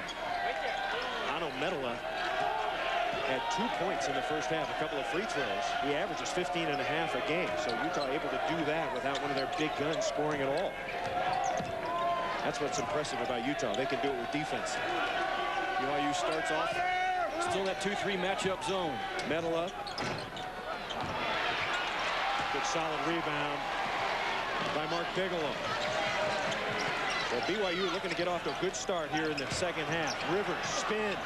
Rivers, yes. He's got to be involved. He's an inside scoring threat. So in order for him to be involved tonight, he's going to have to catch and go quickly. He can't wait for that double team to come and get him. Lead cut to 9.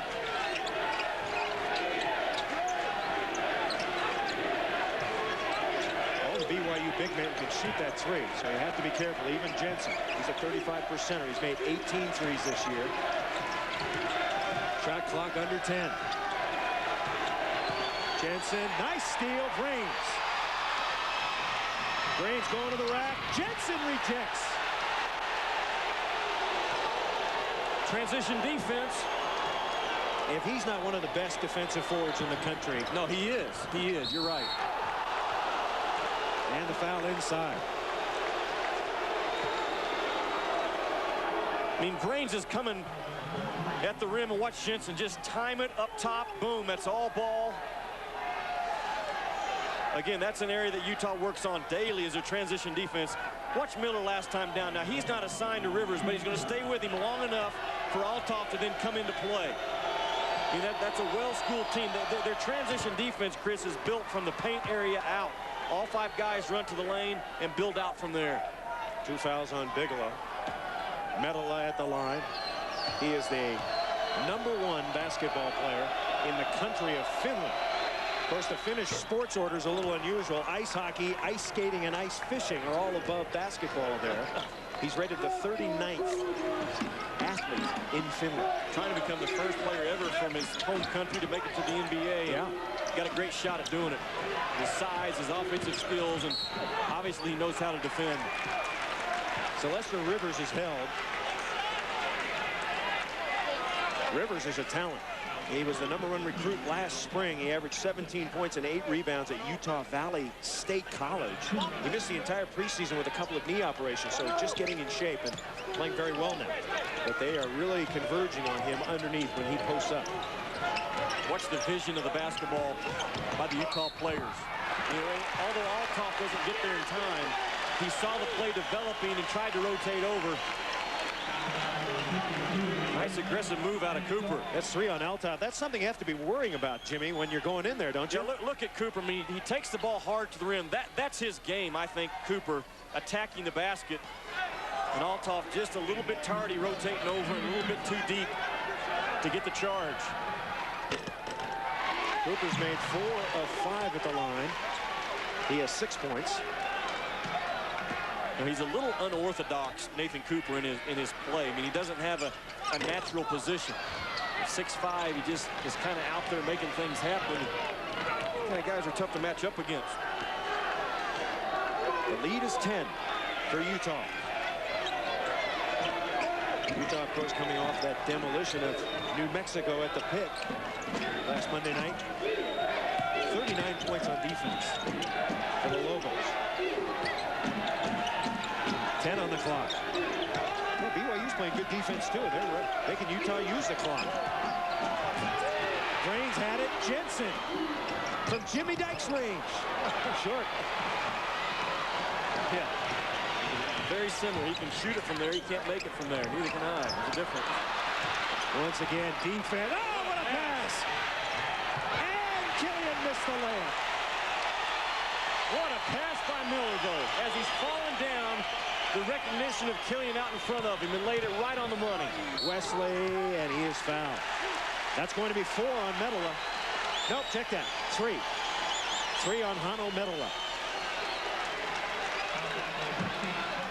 I mean, look at this pass. If we have a chance, an opportunity. We'll see what happens here. Miller, look at him as he's falling down. Boom.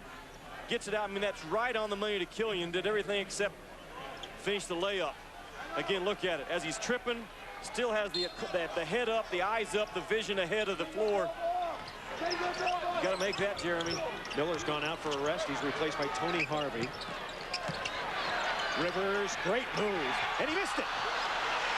Got it back, and that is going to be 4 on Medela. I was right. That's what they wanted to have happen in this ball game. Talking about Steve Cleveland for BYU, he said, Jimmy, we've got to find a way to get Utah in foul trouble, get their strength on the bench, and try to beat him at the depth position. And Medela's going to have to sit for quite a while. Rivers is quick. The defense double team doesn't come in time. And then in the scramble for the loose ball, Medela gets whistled. Rivers as a free thrower, poor, 56%. Now Medela will go out, and Phil Cullen, who played very well in the first half, comes in. So Medela disgusted with that last series. Rivers makes 2. Crowd is alive, and BYU has cut the lead to 8. Just staying in the game. Yeah. You know what I'm saying? When we've seen games like this over the years, especially when the underdog is at home, the last 5 minutes, they've got to be within striking distance. Now, this team won't come down and do something crazy, I guarantee you. See how Utah plays it without Miller in there. Shot clock at 10. And a bumping foul.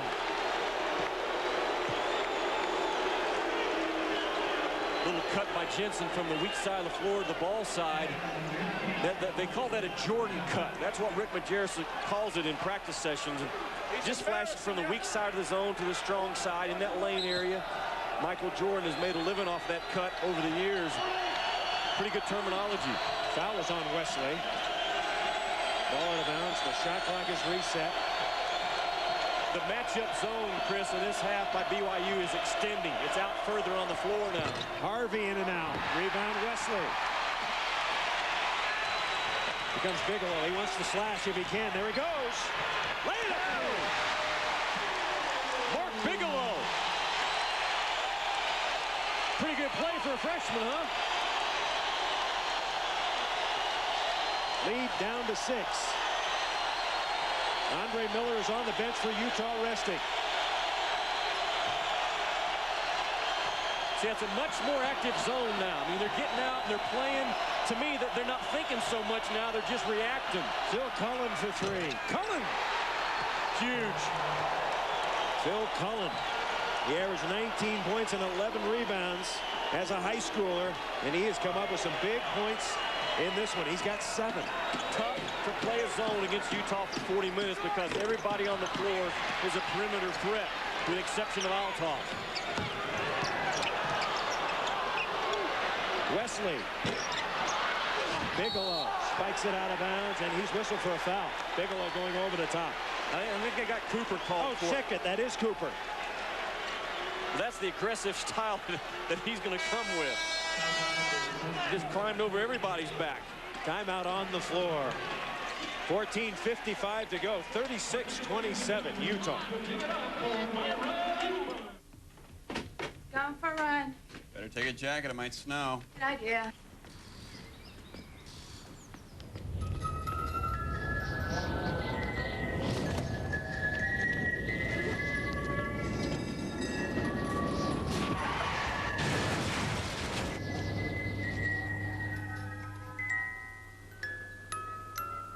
What the? Hey, put that down. Whoa. Introducing Battle Tanks for Nintendo 64.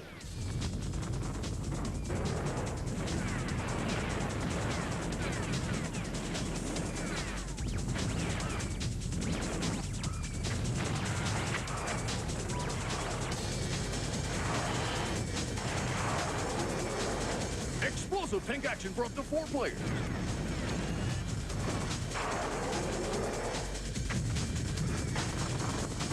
Cuddly Bear, not included. First of all, I like to run the point guard, you know, do a little dribbling, like to do a lot of dishing, go to the hole. It's very rare when you see a big man my size go to the hole. Playing a little power forward, I like to box out, do a lot of screening. Mean on the pick, you know, sometimes. Might run across a pick of mine, you might get a dislocated shoulder, something like that. In the paint, the painted area, that's my house. That belongs to me. When you cross that free throw line, you're in trouble.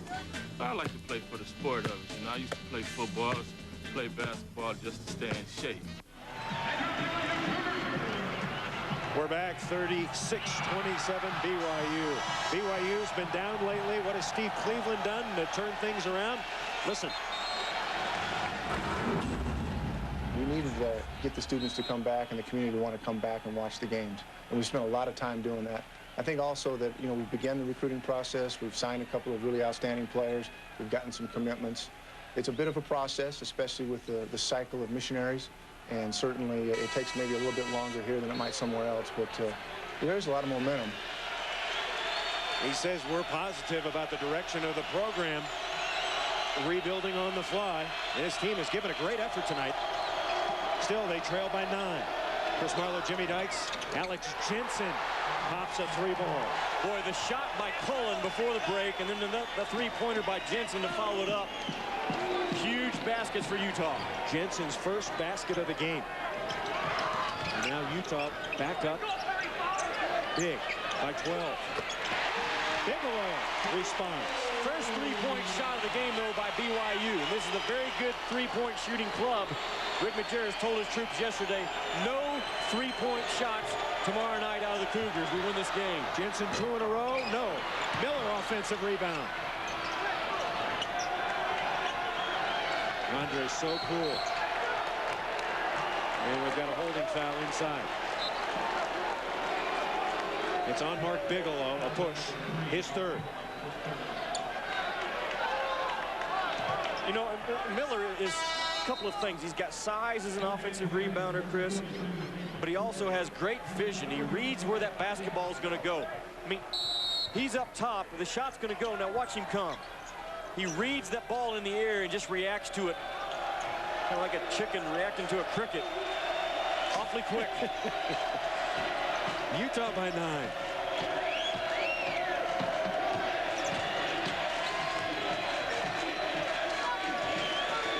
Their shot selection, though, is going to stay. There's the Jordan cut right there by Jensen. From the weak side to the strong side of the floor, got him the shot. And Althoff is going to get a foul going over the top. So Nate Althoff, who took over for Michael Doliak, who moved on to the pros, he's got 4 fouls.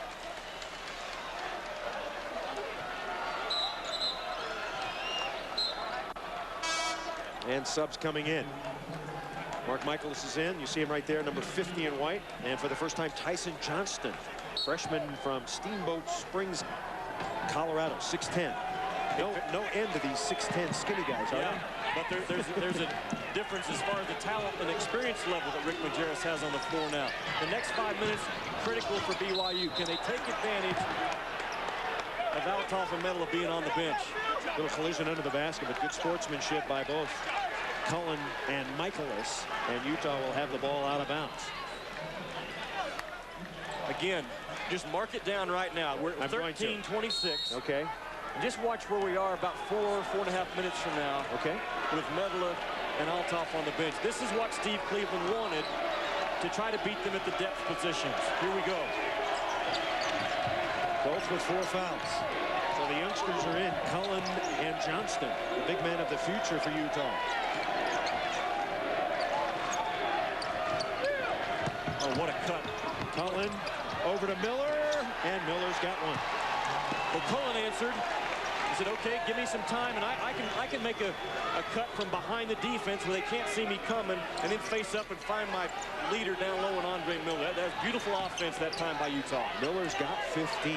He needed 17 coming into tonight to pass Merv Jackson and move into 14th place on Utah's all-time scoring list. Wesley was open for a minute. They couldn't get it to him. It's an 11-point Ute lead. Wesley for 3. And Cullen.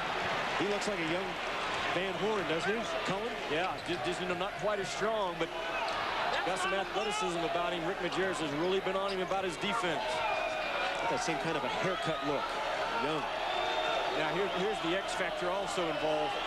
You got some experience and some size on the bench, but look who's handling the basketball. That's going to stay constant. Jensen thought about it. Harvey gets one. Harvey's got 5. And the Utah bench starting to feel it as the Utes start to pull away. Their lead is 14. The mark of a championship team at any level is, can you win? Can you extend your lead when part of your strength goes to the bench? Utah's doing it right now. Kruger is blocked. Pass to Miller. Miller got it. Phil Cullen. It's a coming out party for Phil Cullen tonight. I mean, he made an Andre Miller type pass.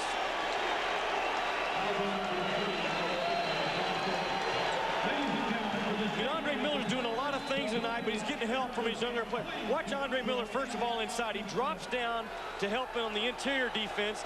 Then he gets the block. Now he's headed the other way. Look at the pass by Cullen. Oh, my goodness. I mean, between 3 defenders, the great hands by Miller, the great hang time. Beautiful. Look at the pass by Cullen at 6'9". I mean, just threads the defenders. Andre Miller doesn't get in a hurry at all, keeps his head up. Oh, boy. Steve Cleveland, I might agree with you. This Utah club starting to play like they did last year during the month of March. Wow. Miller has 17. He makes this free throw. He's into the 14th spot all time.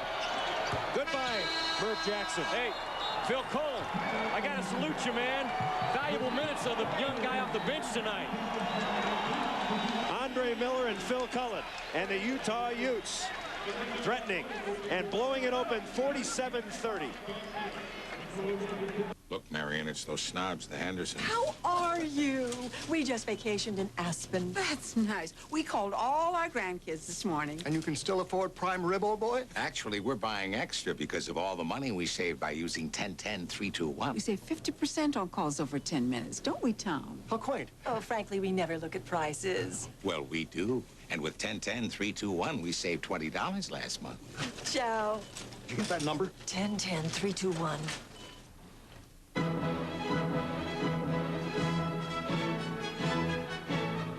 It has the power to excite you. It has the power to move you. It has the power to take you places you never knew existed. It is, of course, your Visa card, with the power to get you a seat to Michael Tilson Thomas and the San Francisco Symphony at Davies Symphony Hall. So bring your Visa card, because you can't get in using American Express. Visa, it's everywhere you want to be. Early light breaks through, music and dance calling you. Just need that mountain grown lift before you share your gift. Now there's rhythm and sound, making their hearts pound. The best part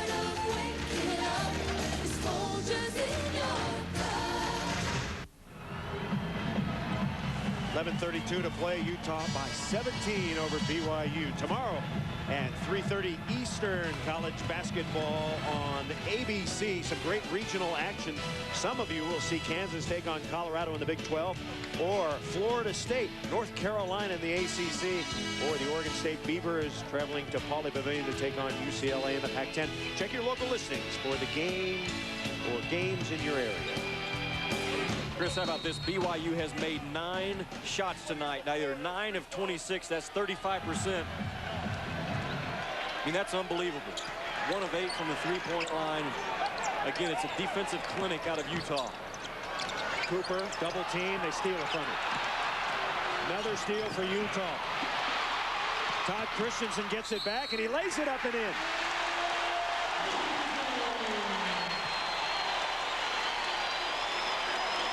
Pretty quick reaction by Christensen. I mean, Miller gets a little careless right there, and Christensen comes up with it and gets just enough of a screen to get himself to the rim. They're going to have to now find a way to speed the game up, try to cut into this lead. Todd Christensen, no relation to the other Todd Christensen, the former All-Pro tight end of the Oakland Raiders. In case you're wondering, his father, Harold, actually played on BYU's first NIT championship team back in 1951. Okay, we talk about trying to speed the game up. BYU, they chunk their matchup zone and go to man defense now, trying to just increase the tempo a little.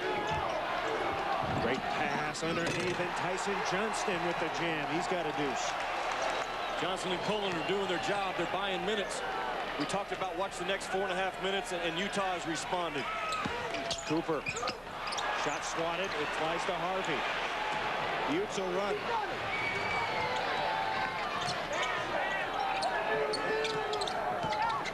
Jensen around the corner, passing to Johnston, lost the handle.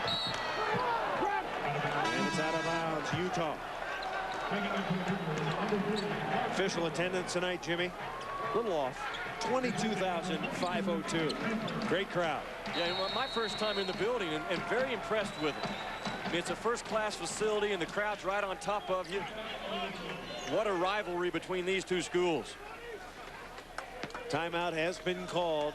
10:23 to go. Utah up by 16 over BYU.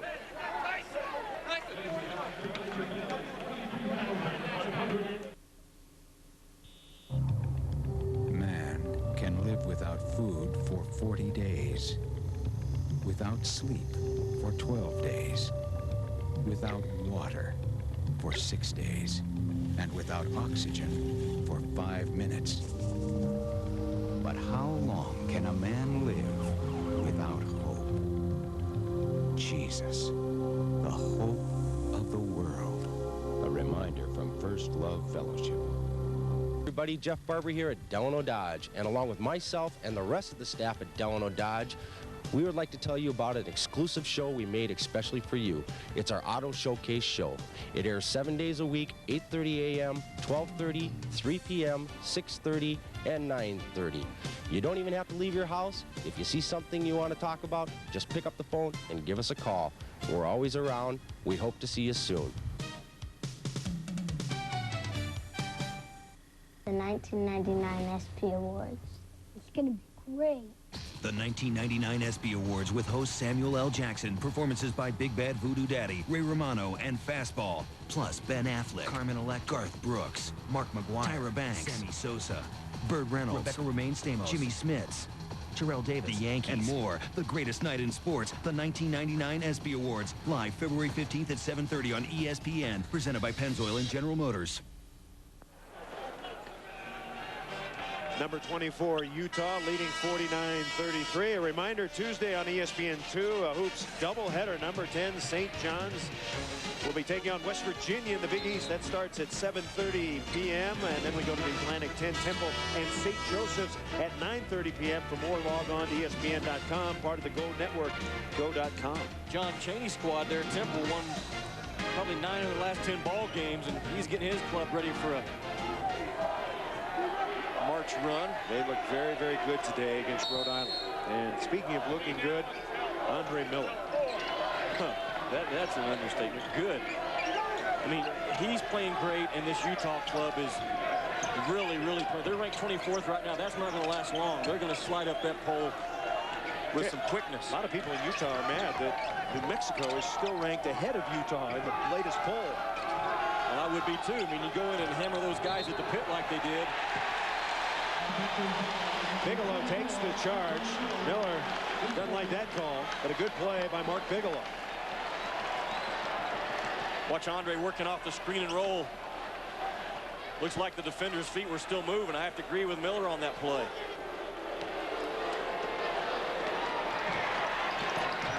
Utah led by 11 at the half. BYU cut it to 6. And Utah building their lead back up. And there's a technical on Bigelow.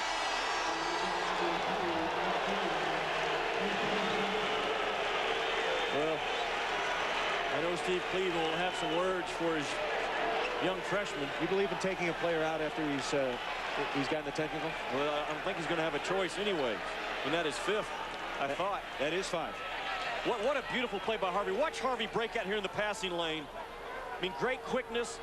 The arm closest to the ball was what was leading him out there into the defensive position, just like you draw it up, and then Bigelow makes a mistake. Kind of interesting. He goes to the bench with 6 because he had 5 before the tee. Gets the tee. The tee counts as a personal. He's out of here. So Mark Bigelow, let's check his numbers. Kind of quiet tonight. They did a pretty good job on him. Total of 11 points. On the year, Bigelow averaging 14, 11.6 rebounds. So Utah up by 16. Plenty of time for a comeback if the defense of Rick Majerus would let up just a bit. But as we watched in practice, maybe the most meticulous defensive preparation in the country. Well, it's a highly intelligent approach to the game out of Rick Majerus. I mean, again, his scout squad runs the opponent's stuff as well as the opponent does. So I clap and salute the scout squad for Utah every time I watch it. And then they take away your strength. I mean, every breakdown that Rick Majerus throws at you is designed to take away your strength, concentrate on not letting you do what you want to do, and man, they perform it to perfection.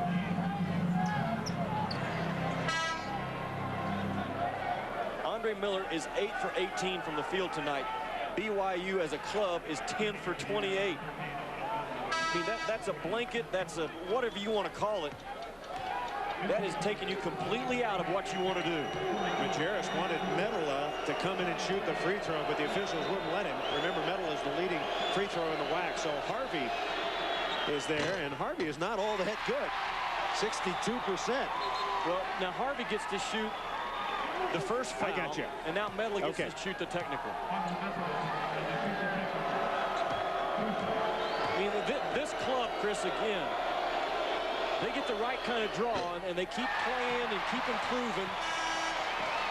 They are going to be a major factor again in this tournament come March. You're not going to out-prepare this team. Offensively, you're just going to have one of those nights that the ball is really going in the hole for you. And then even after all that, you got to somehow try to stop the player of the year in Andre Miller. Medela just 5 of 8 tonight. Cullen is set to check back in. Big number 40. Then you throw in a guy like Cullen. Now this is a big confidence game for Phil Cullen because Rick Majerus has spent a lot of attention, is how I'll put it, with Phil Cullen in the practice session. So if he gets another guy that he can count on off the bench for 7 or 8 minutes, look out. But keep in mind, the Utes lost Michael Doliak and Drew Hansen to graduation. Trace Caton, Britton Johnson, and John Carlisle all went on 2-year missions. So 5 main players from last year's team. And they have come back, and they are still great. Oh, what a cut from Harvey. Harvey rejected off Harvey, and they're going to give it to Utah. That looked like it went right off Harvey out of bounds. Medela goes out. Cullen is back in. So Medela came in just to shoot the free throws. And Tony Harvey, who averaged 22.5 points at Cerritos Junior College, he's been a key factor on this team's run. Jensen, 9 on the clock. Cullen, Jensen, yes. Alex Jensen, junior from Centerville, Utah, with 5. Right place, right time. I mean, that's Alex Jensen's game in a nutshell. Phil Cullen clears. And Utah now cruising with a 19-point lead. People are starting to take notice of Utah. Sports Illustrated here this week. Seth Davis in town to do a preview on the Utes, profile, I should say. Gets to ride around with Rick Majerus for a couple of days and collect quotes. That can't be too hard. Utah and their continuity offense now, just down screen, up screen, down screen, up screen.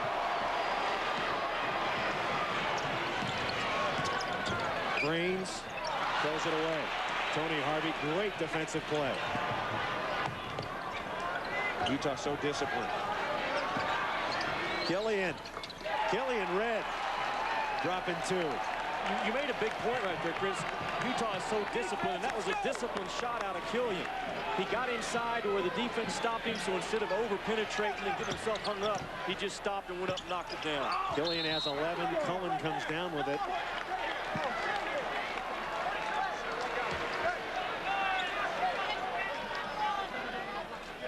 You watch Andre Miller. I mean, he's directing traffic out there. He's calling out plays. He's making sure everybody's in the right place at the right time. He could play any position for Rick Majerus right now. Put him in the post. He knows how to handle things inside. I mean, he's awfully tough off of the ball as a screener, and then looking right there, screening, trying to free up Cullen. Then he pops to the top, reverses the ball to the other side. I mean, if you're trying to guard this guy, best way I can describe it is you better lace your tennis shoes to the top eyelet, all the way to the top, because he's going to come at you for 40 minutes. You've got to be versatile. I mean, there's not a lot of versatile point guards in the country that can cover him for 40 minutes a ball game. Cooper misses the free throw. Rivers has it stripped. Another terrific defensive play by Tony Harvey. Comes from a top junior college program. And helping out this year, 54-33. Biggest lead of the game, 21 points. Miller posting.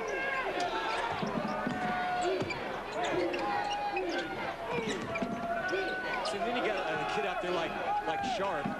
All he does is just make the pass to the guy that makes the pass, and then he comes down and just guards as hard as he can while he's on the floor. Nate Chappelle, number 32, the junior from Orem, Utah, is in. And McKelly Wesley for a bucket. An open bucket. And you can see Rick Majerus just with a kind of a gritty look on his face. He doesn't like any kind of open basket at any time. No, not at all. And Wesley's a kid that put up some big numbers on him last year. Just a breakdown in communication. I mean, no one was there. It's a mistake made by Jeremy Killian, although that wasn't his man.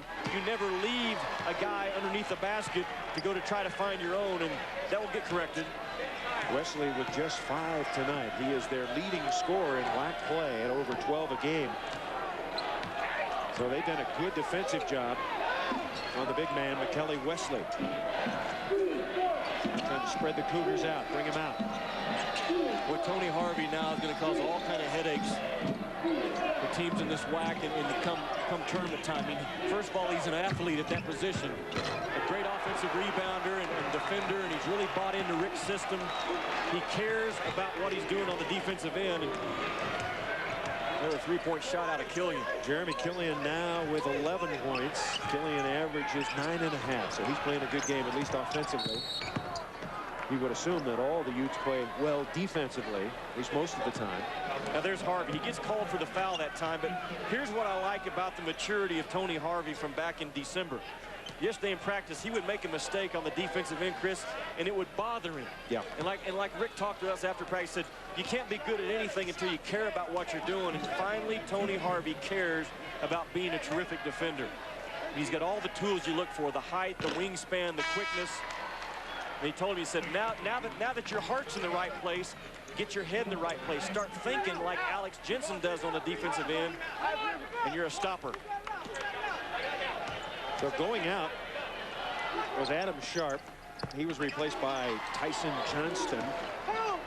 So Jensen, Miller, Harvey, Killian and Johnston, the 5 in for Utah.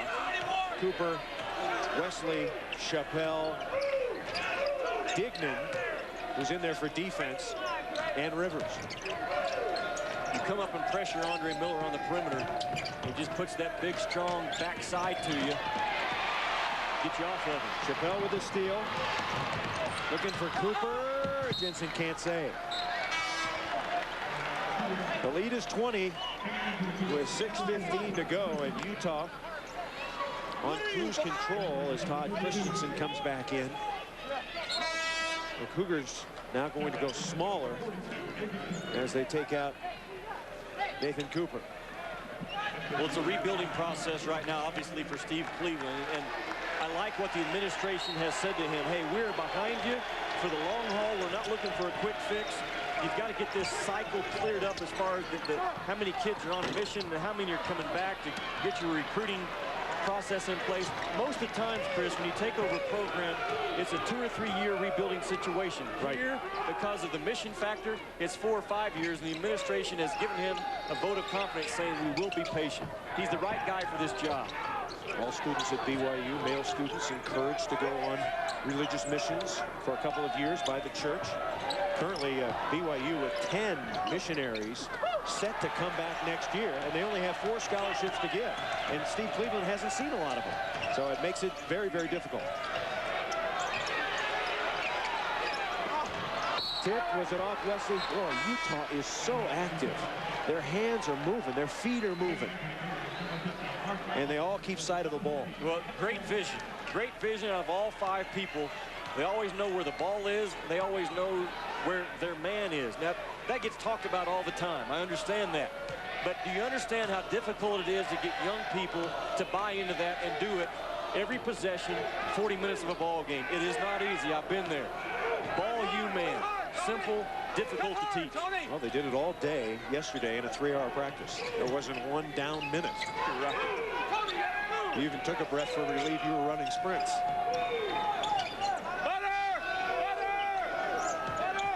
It was funny, the BYU coaching staff told us this afternoon, the only weakness that we see out of Utah is they sometimes don't knock down shots with great consistency. Now, when they're doing that, you've got a club again, Chris, that I'm telling you, they're going to go a long ways in that tournament. Rivers and a foul on Johnson. The lead is 23. That's the biggest. Rivers has 2 fouls. Now check that. That's on Johnston. And Rivers at the line. So Sylvester Rivers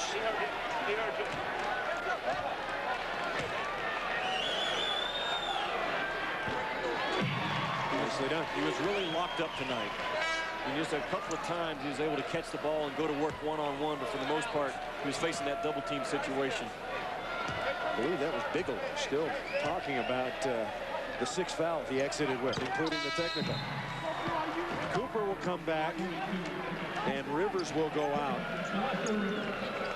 Rivers goes out with 8, and now full court pressure coming from the Cougs. They'll put Cooper and Brains, and of course coming back in for Utah is Andre Miller. The key to this ball game was when BYU was trying to make a little bit of a run, and Althoff and Medlin went to the bench. The play of Johnson and Cullen, they just kept the thing going. And that's the one thing that Steve Cleveland hoped to accomplish tonight. He got it to that point, and Utah responded. Cut the lead to 6 at one point. 33-27. Then Cullen hitting the big 3. So Miller going to work on Dignan. Dignan's the defensive specialist. And he's got it. Let's see who they give it to. They give it to Utah. It's a good matchup, Miller and Dignan. Boy, Dignan is aggressive. You know, Dignan, he was asked to name his dream team. His dream team included Kurt Rambis. His sports hero is Jack Lambert. His non-sports hero is Clint Eastwood. And his, oh my gosh. Are you kidding me? First of all, to know that the shot clock had not changed and it was winding down. I mean, the pass ahead by Miller, you talk about a play of the day, we just saw it. Michaelis. And Utah with some unbelievable play leads it 63-39.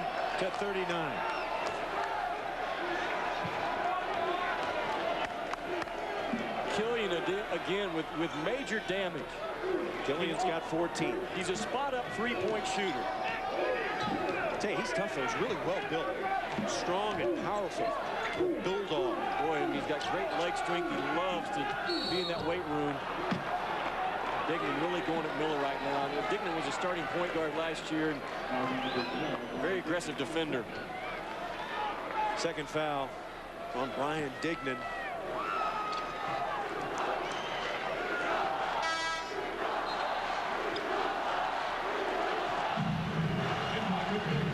Rivers and Bauer will come back in, and Andre Miller, he puts in a night's work, so he has a legitimate reason to be huffing and puffing. Michaelis is out, and Andre Miller, right now, player of the year. People are talking about Elton Brand, Richard Hamilton. Yeah. Is Andre Miller in that group? No, he's not. He's above that group. He's the best player on the college level. Okay. And look at all the things he does for his team. They don't win without Andre Miller. Those other clubs can win without Richard Hamilton. They did it today. They can win without Elton Brand. Without Andre Miller on the floor, this club is a completely different fixture. And he's a star. I mean, he didn't have a great game at New Mexico the other night, but he was so happy for the younger players on his club. I mean, he's unselfish. That's the first thing that Rick Majerus talks about when he talks about Andre Miller. He is a great, great young man. Came out of Los Angeles as a Prop 48, but interestingly, he's already graduated. So he came back for his 5th year, and that's one thing that Rick Majerus is very, very proud of. And of course, the entire Miller family, that he has already got his degree here at Utah. And showing that it wasn't that he didn't have the grades coming out of high school. He just had trouble with that ACT test. Took it a few times. And he showed what hard work and a little attitude can do for you. Hano Medela comes back in. He's had a forgettable night. Let's check Hano. 5 points for Medela. Boy, we watched him in practice yesterday. He did not miss a shot. And Utah.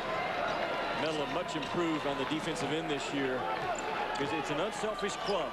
I don't think these kids really care about the stat sheet after the ball game. It's all about W's and L's and covering people and making smart plays and knowing when the shot clock's winding down. And speaking of all those things involved, it happened just a couple of plays ago. The shot clock was winding down.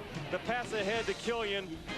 The release, the rotation, the result, and Rick. Oh, yeah. EA Sports presents Cybertron. The boys are back in town. The boys are back in town. They're back. They're back. They're back. The NBA on NBA Live 99.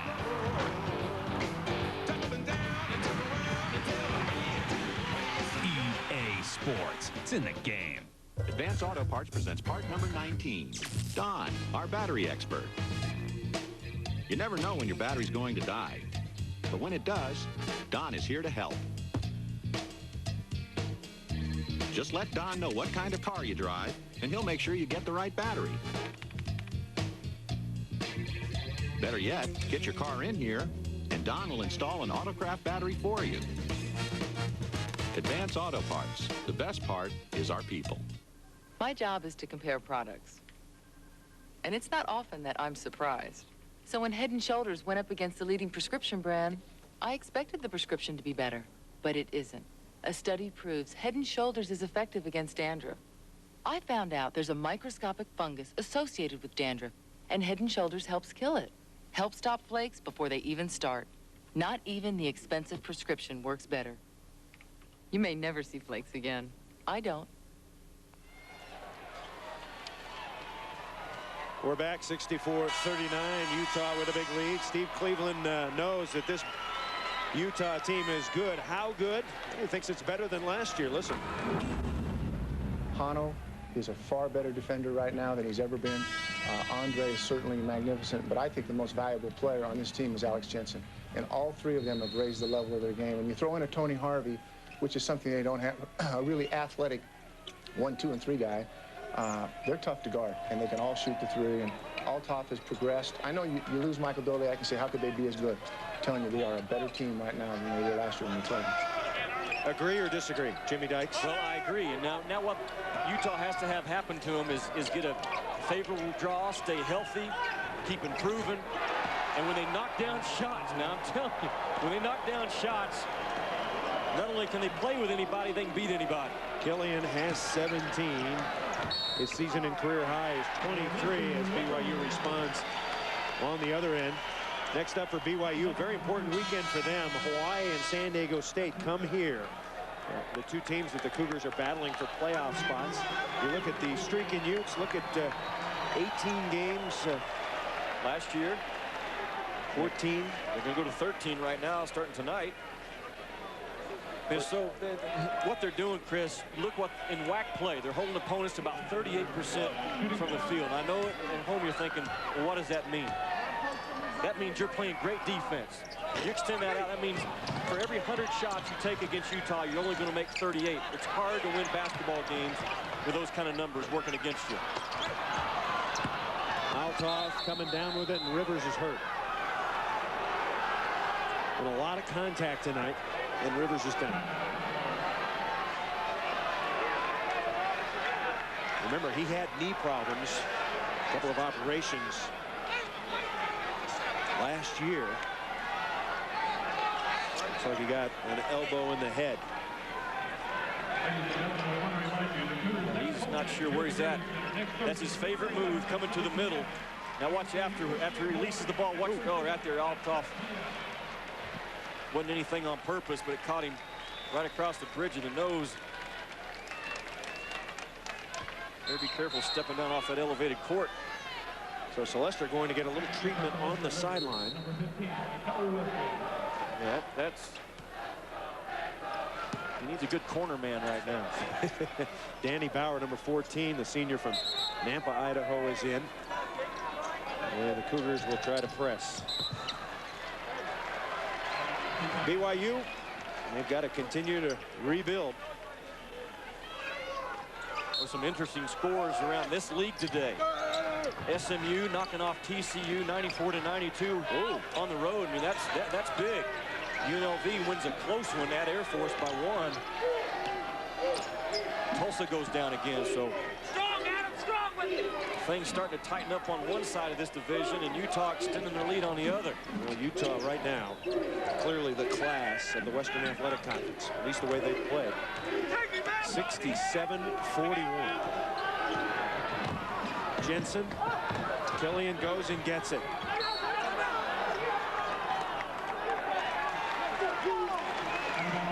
And on the possession, BYU will have it. Utah will remain undefeated in conference. Fresno State playing well. UTEP having a good year. There's New Mexico now. They're starting to struggle a little bit. Yeah, we'll see them Monday night. But Fresno's a dangerous club as well. If they can somehow sneak into that tournament, they've got tons of talent. They would just happen to get on a roll at the right time, stay together. They could win some games later. There's Billy Bano's club on top of that Mountain Division. And you surprised? Then it's a dogfight. No, Sean Marion is a tremendous talent that Bano has to work with right now. And the X factor in this whole deal will be, once again, that WAC tournament right there on their home floor. And that worked to their major advantage last year. Both Hano Metala and Nate Althoff have fouled out. And still, Utah with a whopping lead. The effort was there for BYU, but the defense of Utah just too strong. This club just too experienced. Well, it's tough when BYU's starting 2 freshman guards, as talented as they are. 22nd timeout. So Steve Cleveland's still working.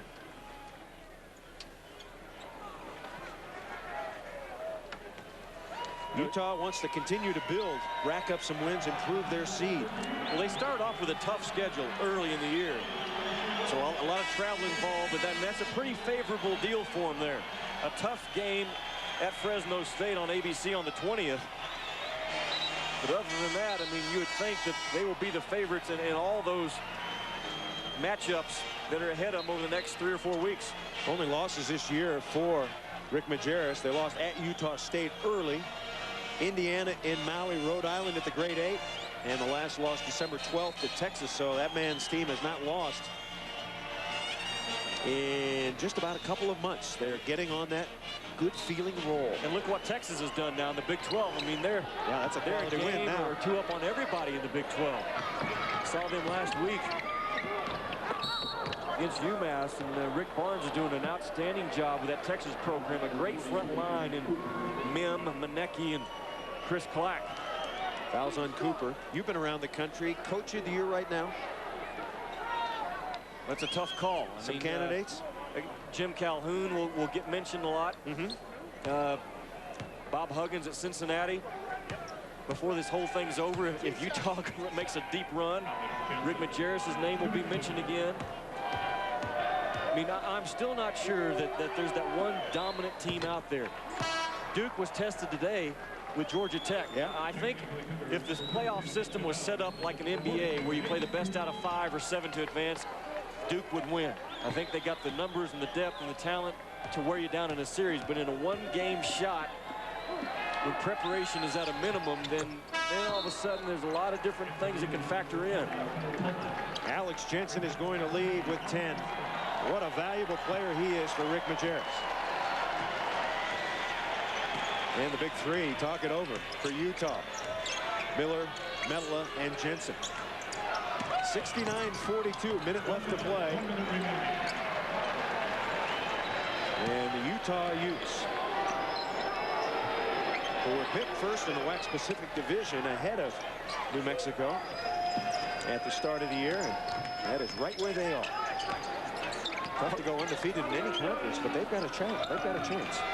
Well, post defense tonight out of Utah, and then also their ability to get back and recover to the three-point shooters. That's what won the ball game. A marvelous game for Killian. He's got 19, the junior from San Diego, California. Count it, and 1. So, Brian Dignan. Is that Dignan? No, check it. Todd Christensen with the long-range bomb. So he has a chance for a rare 4-point play. Look at Andre Miller. I mean, this just keeps coming up for this guy. Double-double, 19 points, 10 rebounds, 4 assists, 3 steals. Controlled the flow of the ball game, I think, at both ends of the floor, because his defensive presence on the point guard of BYU really took them out of what they wanted to do. So the time running out here at the Marriott Center, and the Utah Utes, their second straight unbelievably impressive performance. And that will do it. So the Utah Utes, Jimmy, impressive. Well, they're on a roll right now. I mean, everybody understands how they win ball games if they got a red uniform on tonight. It's defense, it's rebounding, it's taking care of the basketball, and as a result, Utah right back where they were last year. They're a major threat. Utah now 18-4, 8-0 in the WAC. Once again, the final score, 71-46. Utah takes out BYU. Stay tuned for the NBA tonight for Jimmy Dykes and our entire crew. I'm Chris Marlowe. This has been a presentation of ESPN, the worldwide leader in sports. For more, log on to .com. Going for a run. Better take a jacket. It might snow. Good idea.